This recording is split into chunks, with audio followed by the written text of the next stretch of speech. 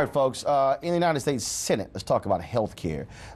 Senate Majority Leader Mitch McConnell has said he is delaying the summer recess for Republicans in order they can pass this bill. Lots of protests have been taking place.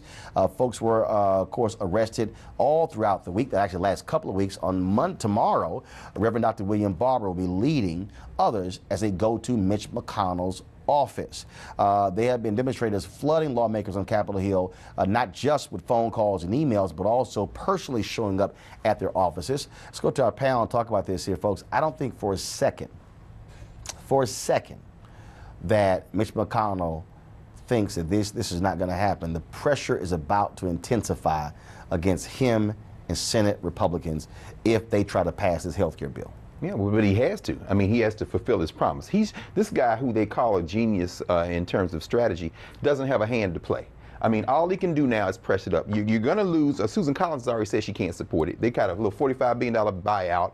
They're trying to delay the tax cuts, but ultimately, he knows this is holding up his agenda. They got to raise the debt ceiling. So McConnell has to do this. It's really his only play is to put it up. And what's amazing to me, Liz, you got to ask, when will all of these conservative folks in these red states who are going to get screwed with Medicaid, when are they going to rise up? I mean, I'm talking about really big, Kentucky. Right. Yeah. You're talking about Tennessee. You're talking about Ohio, Wisconsin, Michigan, Pennsylvania, all these places. If they actually think, oh yeah, we're going to be protected, they're going to wake up and go, oh my God, what just happened? Some of them do think. They don't know the difference between Obamacare and the ACA, and we all know it's the same thing. They hate Obamacare, but love the ACA. Right, and we know it's the same thing. Can we just go ahead and say this? Y'all stupid.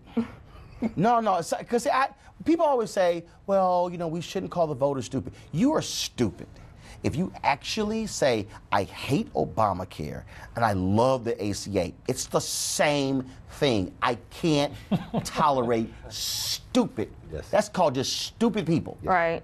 And then the bill that's being presented now, there's an increase. They're trying to split the baby. They're trying to increase the Medicaid block grant so some of the moderates can come on board. But then we're talking about Medicaid block grants. They have to be accepted by, the governor. And those states that we're talking about, where most of the conservative voters who don't want to support Obamacare, they're going to be harmed if that state chooses not to accept an expansion of Medicaid. Concern, simple. Millions of black folks going to lose health insurance. It comes down to it. But it's just black folks. Dr. Barber was on yesterday. He said of the 22 million who will lose it, 17 million of them are white. Yeah, but some of them are people who did not want it. They had to take it because of the mandate. Yeah. And guess what? And old people too. And guess what? And when they get sick, when something happens, look, I've been there. Yes. 2000. Yes, sir. Okay, Democratic National Convention, a freelance producer, not having health insurance because couldn't afford Cobra, appendix ruptures, spent 5 days in an LA hospital, took me 2 months to recover, almost $100,000 in bills. Had to file bankruptcy 4 years later, almost lost my home.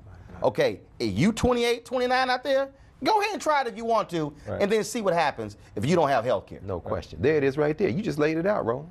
It's not just about health care. You could ruin somebody economically. You're talking about families, future generations. That made it clear. And in fact, this is fact, before I go to break right now, we have seen a dramatic drop in the number of people filing for bankruptcy due to health care since the Affordable Care Act was passed. The greatest reason people were filing bankruptcy, and I was there, was because of health care.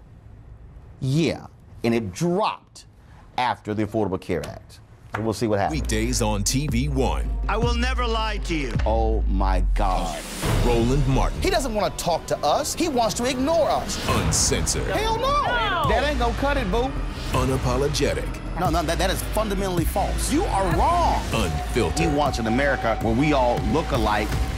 He ain't talking about black people. Unrelenting. You better go work out, because you got a fight on your hands.